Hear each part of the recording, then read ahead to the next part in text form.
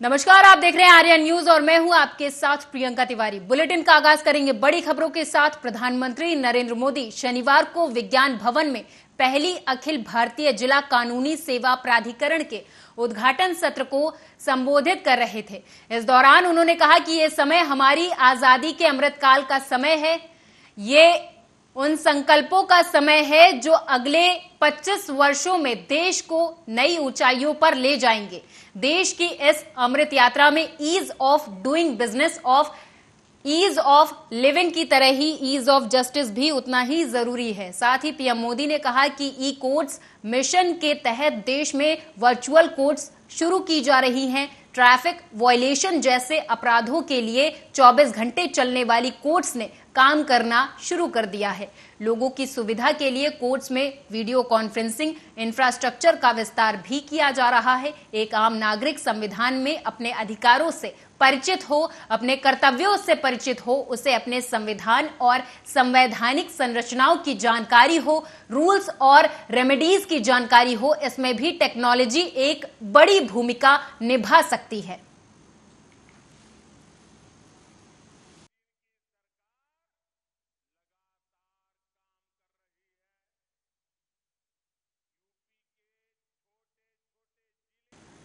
प्रधानमंत्री नरेंद्र मोदी जिला कानूनी सेवा प्राधिकरण की बैठक कर रहे थे। इस दौरान उन्होंने कई अहम मुद्दों पर बातचीत की। पीएम मोदी ने उद्घाटन सत्र को संबोधित किया और कहा कि ईज ऑफ डूइंग जैसे कई बड़ी चीजों को आगे बढ़ाना है और जनता को अवगत कराना है कि संविधान में जो भी लिखा गया है उसका पालन अनिवार्य है और देश की जनता को इस बारे में जानकारी होनी चाहिए। फतेहपुर से खबर है, जहां विद्युत विभाग किसी बड़ी घटना होने का इंतजार कर रहा है, क्योंकि हाईटेंशन लाइन का तार दीवार पर रखा होने से कभी भी ये बड़ा हादसा हो सकता है। लेकिन विद्युत विभाग के कर्मचारियों को कई बार अवगत कराने के बाद भी उनकी ओर से ध्यान नहीं दी जा रहा। वीडियो में साफ तौर पर दिखाई दे रहा है कि किस तरीके से तारों में स्पार्किंग हो रही है। ये घटना, ये मामला हथगाम ब्लॉक के आलमपुर ग्राम पंचायत मखदूमपुर कला गांव का है, जहां पर विद्युत विभाग सुस्त और अपने तरह का रवैया अपना रहा है और जनता की कोई सुनवाई नहीं हो रही है। ये शायद किसी बड़ी घटना को न्योता देने का इंतजार कर रहा है।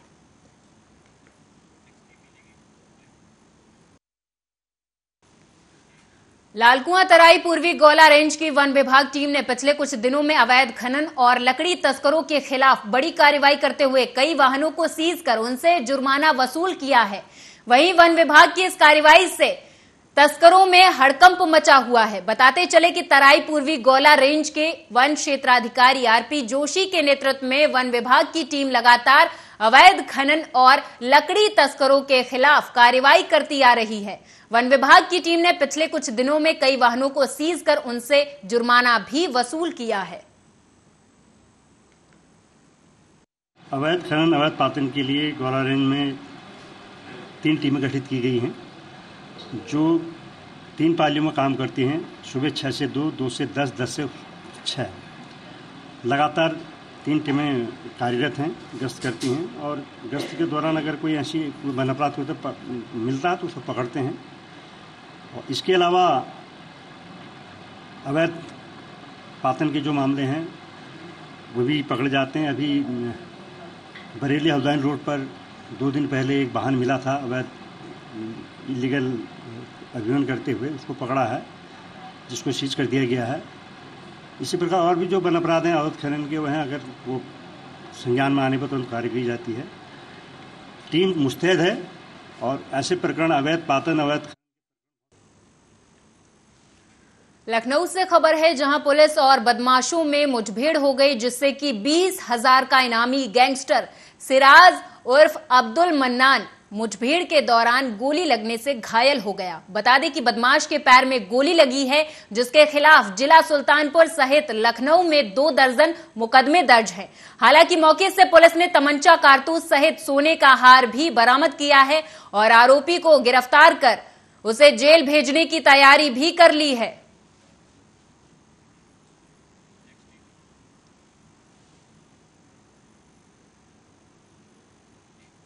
करवधा से खबर है, जहां करवधा पंडरिया जबलपुर रायपुर NH 130 सड़क की हालत काफी जर्जर स्थिति में है, जहां सड़क निर्माण की मांग को लेकर नगर के आम लोगों और राजनीतिक दलों द्वारा निर्माण कार्य को लेकर विरोध प्रदर्शन किया जाता रहा है, लेकिन वहां पर कोई सुनवाई नहीं हो रही थी। इसलिए आज कांग्रेस ने फिर से प्रदर्शन किया है। करवधा पंडरिया जबलपुर को जोड़ने वाली एकमात्र सड़क है, जहां पर प्रतिवर्ष बारिश से सड़क लबालब पानी से भर जाती है, जिसके कारण मुसाफिरों और राहगीरों को अच्छी खासी परेशानियों का सामना करना पड़ता है, जिसके कारण आए दिन दुर्घटनाएं भी घटित होती रहती हैं। से लेके मुंगेली तक जो NH 130A सड़क है वो इतनी खस्ता हाल सड़क हो चुकी है, जिस पर चल पाना बहुत मुश्किल हो रहा है। इस सड़क पर आए दिन हमारे जो स्कूटी सवार हैं, बाइक सवार हैं, वो गिरते जा रहे थे। हमने सोशल मीडिया के माध्यम से, मीडिया के माध्यम से यहाँ के शासन प्रशासन को चेताया था कि आप लोग इस रोड का मरम्मत कर दीजिए, परंतु यहाँ किसी की भी कान में जू तक नहीं चली, न उनकी आंखें दिखी, न कान खुली। आज हम लोग जोगी कांग्रेस के संपूर्ण विंग के नेतृत्व में इस सड़क पर हमारे जो स्थानीय सांसद हैं और स्थानीय विधायक हैं, उन दोनों को हमने बाकायदा ससम्मान गड्ढे में कुर्सी में बैठाया है और उनको भजिया खिलाया है। और हमारा भजिया खिलाने का उद्देश्य यह था कि आप लोग तो इस सड़क का मरम्मत नहीं करा सकते, तो कम से कम भजिया का आनंद लीजिए। जैसा हम लोग जब गोवा बीच में जाते हैं, मुंबई बीच में जाते हैं, तो वहाँ का जो नाश्ता रहता है खा के मजा लेते हैं।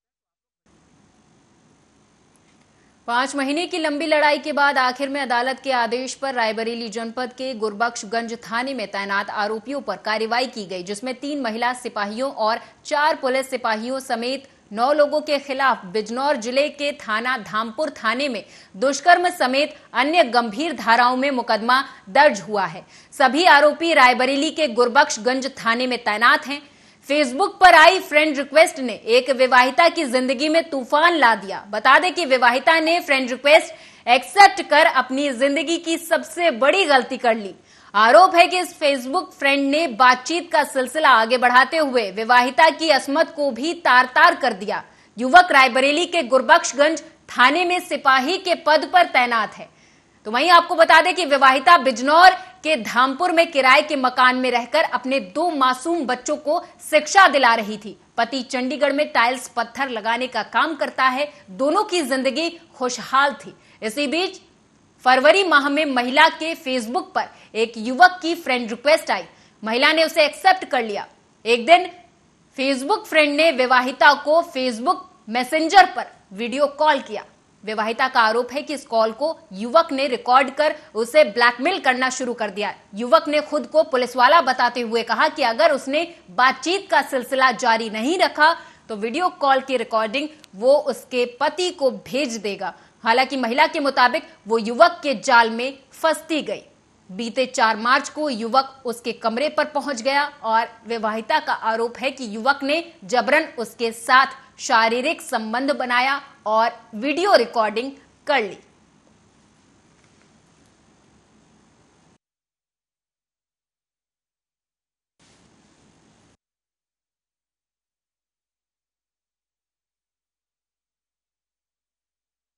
थाने में तैनात सिपाही के ऊपर यह मुकदमा दर्ज किया गया है, जहां पर 9 लोगों के खिलाफ गंभीर धाराओं में यह मुकदमा दर्ज किया गया है। महिला ने आरोप लगाया है कि युवक ने पहले फेसबुक पर फ्रेंड रिक्वेस्ट भेजी, उसके बाद उसे ब्लैकमेल करने लगा।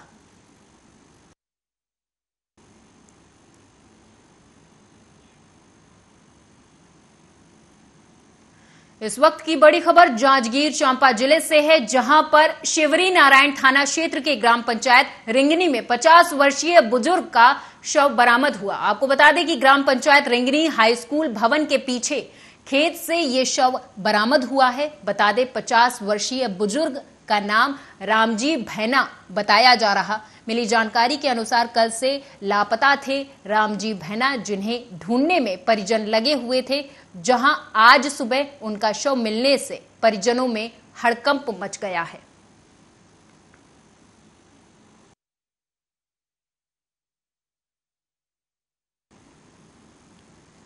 और इस बीच हरदोई से बड़ी खबर सामने आ रही है, जहां कलयुगी बेटे ने पिता की हत्या कर दी। हरदोई से बड़ी खबर, जहां पर कलयुगी बेटे ने पिता की हत्या कर दी। चाकू से गोदकर मौत के घाट उतार दिया अपने ही पिता को।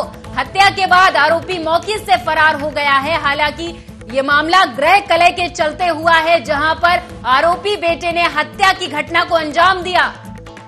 चाकू से गोदकर अपने ही पिता को मौत के घाट उतार दिया है एक कलयुगी बेटे ने। हत्या के बाद आरोपी मौके से फरार हो गया है।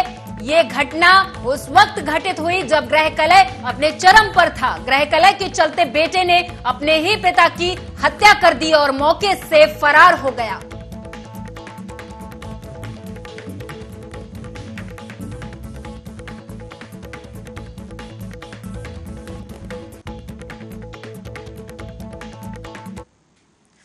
जिलाधिकारी डॉक्टर विजय कुमार जोगदंडे की अध्यक्षता में आज जिला शिक्षा और प्रशिक्षण संस्थान चंडीगढ़ गांव पौड़ी की परामर्शी समिति की बैठक अटल उत्कृष्ट राजकीय इंटर कॉलेज ओजली में आयोजित की गई। बैठक में गत वर्ष हुए कार्यों और 2022-23 में रखे गए नए कार्यों पर विस्तृत चर्चा की गई। जिलाधिकारी ने कहा कि बच्चों को पढ़ाने के समय पर छोटी छोटी गलतियों को कैसे सुधारा जाए, इसके लिए विशेष ध्यान देना होगा कि शब्दों को सही तरह से प्रयोग कर लिखा जाए।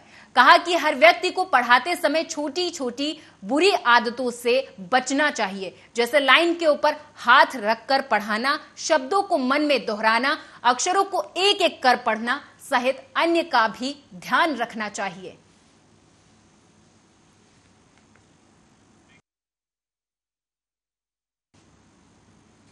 और इस बीच एक बड़ी खबर सामने आ रही है। आप सभी दर्शकों को बता दें, लखनऊ से बड़ी खबर, जहां पर लखनऊ से दिल्ली तक हाथी की तलाश जारी है। 2 दिन पूर्व चोरी हुई थी अंबेडकर पार्क से हाथी की मूर्तियां बनाने वालों से एलडीए कर रहा है संपर्क। मामले में पुलिस ने 20 लोगों के खिलाफ मामला दर्ज किया है।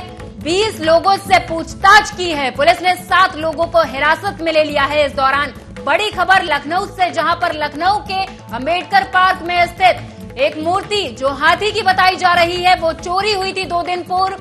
हालांकि पुलिस ने मामला दर्ज कर लिया है और 7 लोगों को हिरासत में ले लिया है।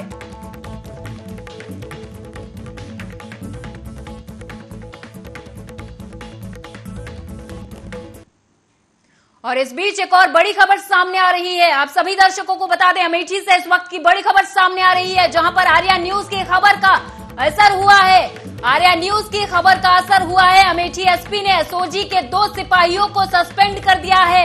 आर्या न्यूज ने इस खबर को बखूबी दिखाया था, जिसके बाद एसओजी के 2 सिपाहियों को सस्पेंड कर दिया गया है। दोनों सिपाहियों ने एक युवक को पकड़ा था, छोड़ने के लिए मांगे थे 3 लाख रुपए। आर्या न्यूज ने प्रमुखता से प्रकाशित की थी यह खबर। पीड़ित के परिजनों ने आरोपी सिपाही का वीडियो बनाकर सोशल मीडिया पर वायरल कर दिया था, जिसके बाद आर्या न्यूज की खबर के बाद अमेठी एसपी डॉक्टर इलामारन ने ये बड़ी कार्रवाई की है और एसओजी के 2 सिपाहियों को सस्पेंड कर दिया गया है।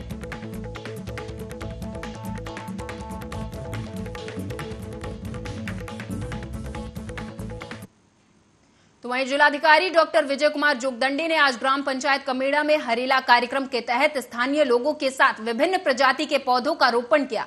इस दौरान कार्यक्रम से पूर्व स्कूली छात्राओं द्वारा सरस्वती वंदना और अतिथियों द्वारा दीप प्रज्वलित कर कार्यक्रम का शुभारंभ किया गया। जिलाधिकारी ने कहा कि वृक्षारोपण में स्थानीय लोगों को अपने बच्चों के साथ मिलकर पौधरोपण करने के साथ ही उन्हें बचाने का प्रयास भी करना सिखाना चाहिए। उन्होंने कहा कि पूरे मानसून सीजन में विभिन्न विभागों के माध्यम से पौधरोपण कार्यक्रम किया जा रहा है, जिसमें स्थानीय लोगों की भूमिका महत्वपूर्ण है।